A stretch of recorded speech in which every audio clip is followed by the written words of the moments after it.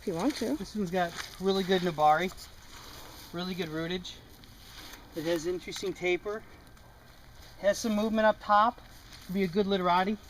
Cut it right about here. Wait for it to sprout. See what happens. In the mist, they'll sprout pretty good. I'm going to leave the top on for leverage while I start collecting. This one has a lot of good nabari that I'm going to have to cut through. Typically when we collect cypresses, we want to collect about a foot out so we have good feeder roots. We don't want to just collect these and kill them. We want to collect them and have them be vigorous and healthy. Sawzall works really good. First thing I like to do is just kind of clean out around the base to make sure that I can see where the heavy roots are going to be, which also happens to be the nabari. Once I find what I like, I'll go back with the Sawzall and cut.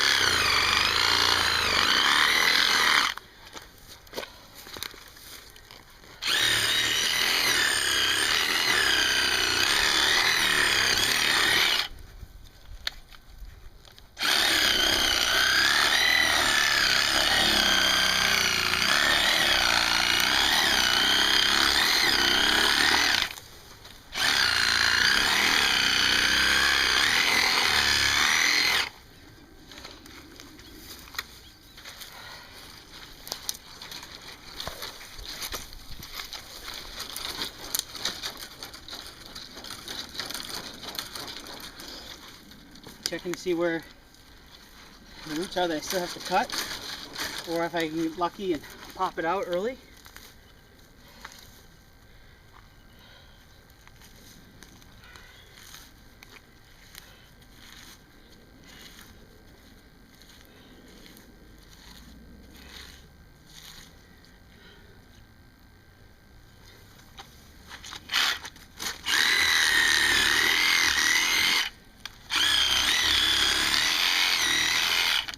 Taking out a little bit of extra roots will give me more ability to rock.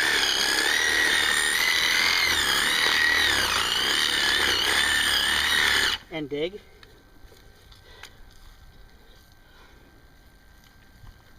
So I take a section of root.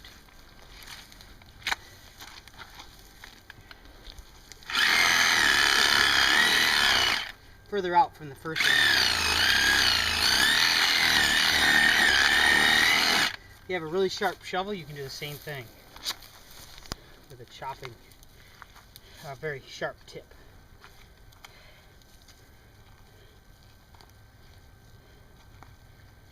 If this has a good taproot, I'll have to take a shovel and dig underneath it, cut the taproot off.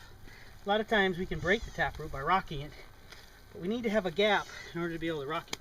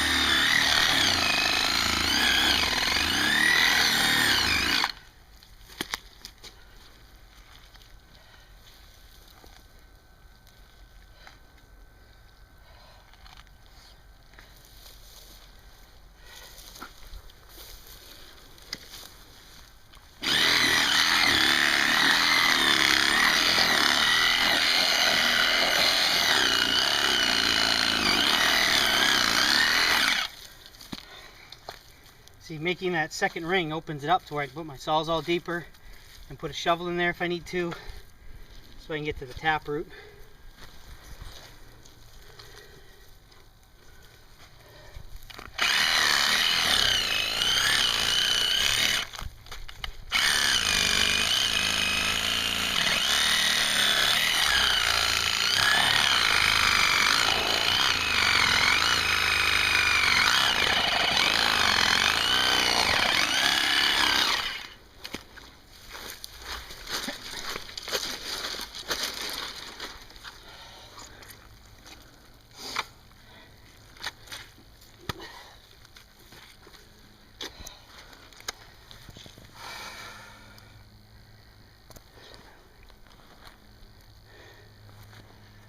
Tell you it'll break.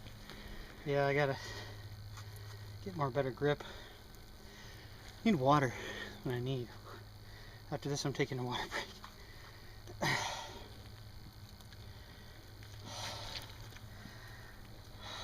Damn it.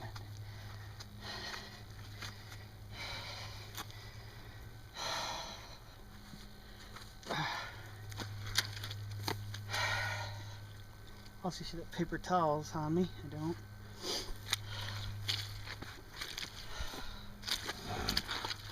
Oh yeah.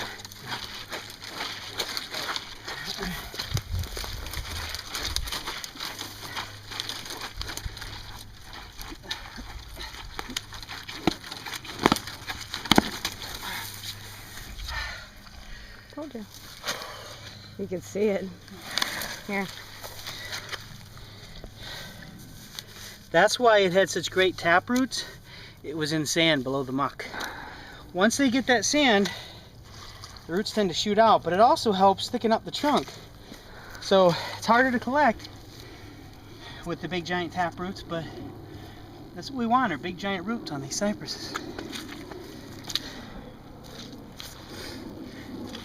So then at this point, I like to cut the tap root flush, so when it does reestablish, we'll get good feeder roots closer to the trunk.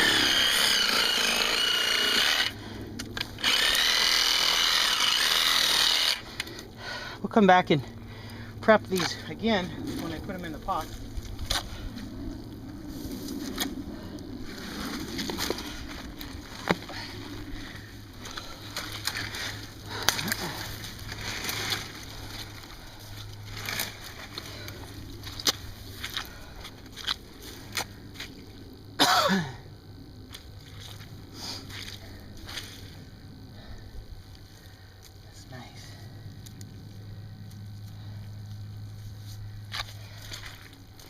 Very nice indeed.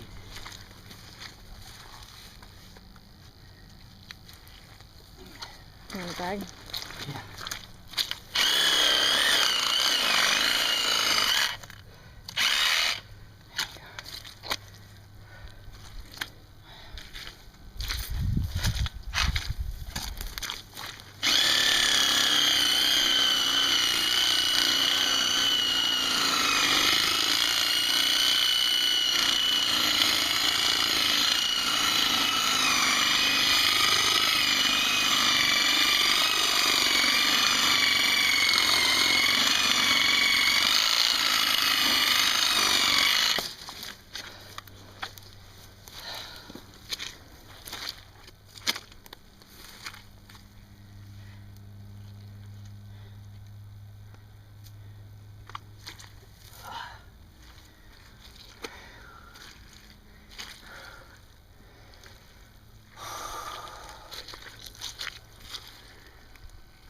What I like to do after I collect it is I want to keep these roots nice and moist, but I also want to be able to move it out.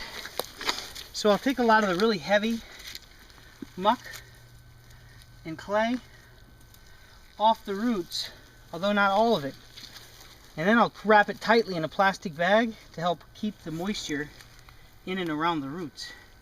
These do not respond well at all if the roots are let to dry out. Their whole life, these cypresses are in constantly saturated soil. To have them dry out after doing this is like a death sentence. But me hauling this out full of muck 100 pounds heavier could also be a death sentence. So I'm just going to try to lighten my load a little bit, taking some of the real heavy muck off and help fill the hole in, because you really want to leave your tree the way you found it, or leave the forest how you found it, not with a bunch of holes, especially when you don't own the property and somebody's doing you a favor by letting you go on their property to dig their cypress trees.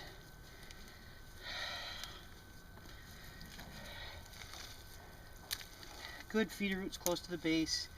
This is very ideal.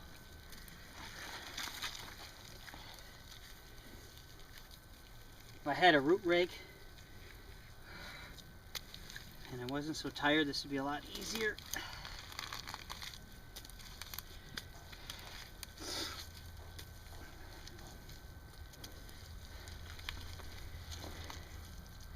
Next, this tree will go into the mist for the next year.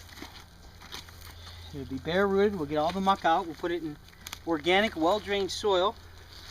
Put it in probably a 20 gallon or a 25 squat, and put it in the mist for the next year in full sun.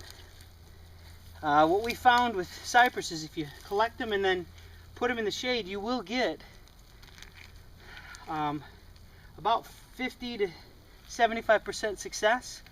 But what happens is they lose their vigor because cypress trees are growing in full sun. They don't like to be in shade. However, when you first collect them, they really need to establish, especially if they don't have a lot of feeder roots, for the next year under some sort of special care. We found that the mist keeps the cambium nice and moist. It helps them backbud really well all up and down this, so we have plenty of branches to work. And it also, because you have them in full sun in the intermittent mist, they reestablish a lot better. They can make their own photosynthesis faster, the leaves harden off, the growth is much more vigorous, they uptake the fertilizer a lot better. If you have them under constant mist, the fertilizer seems to just go through. But intermittent mist with organics really seems to help them recover the first year. And then by the second year, we'll take them out of the mist, put them in full sun, put them in a shallow tray of water. Making sure we change the water out often, because you don't want that water to get stagnant. That's a myth too. People keep them in a tray of water and they don't understand why the trees just don't have the same vigor as the ones that are out in the swamps. With the swamps, the water constantly ebbs and flows, and you get fresh water in and around the roots. The ones that don't ebb and flow, the swamps that are more of a bog condition, that's where we get the stunted trees. They're great to collect, but they're also not as vigorous as the ones that are growing right by the rivers that are much larger, much more vigorous growing. You can even tell the cypress knees are a lot higher and the trees are a lot thicker. You can see year to year that they grow faster and are more vigorous. So changing the water out when you have it in a bog condition at your home or nursery just seems to be a lot more beneficial for the roots and for the tree in general. But this is about as much as I'm going to take off. I'm just going to, it's probably 200 pounds, 150 maybe. That's alright, you can put that on your shoulder, it won't kill you. So we wrap the roots in a plastic bag so they don't desiccate on the trip home. We wrap it tight so the root tips that are exposed don't dry out. And I try to keep the plastic bag out of the sun. We are in January, February here in Florida, but this is an uncharacteristically warm winter. Normally we'll be in 50 degrees, and this plastic bag in full sun isn't nearly doesn't get nearly as hot as it does when it's 82 in February like it is here now. So we want to keep this bag shady. Just keep these roots a little cooler for the trip home. I have an enclosed trailer that we usually put all the trees in, so we don't have to worry about the sun beating on them in the back of the truck. If you didn't have a trailer, you could put it in the back of your truck and just put something over top. Also, when we get out to the truck, we'll wrap tape around these roots so they're nice, the bag's nice and tight next to the roots. Again, just to kind of keep the moisture in.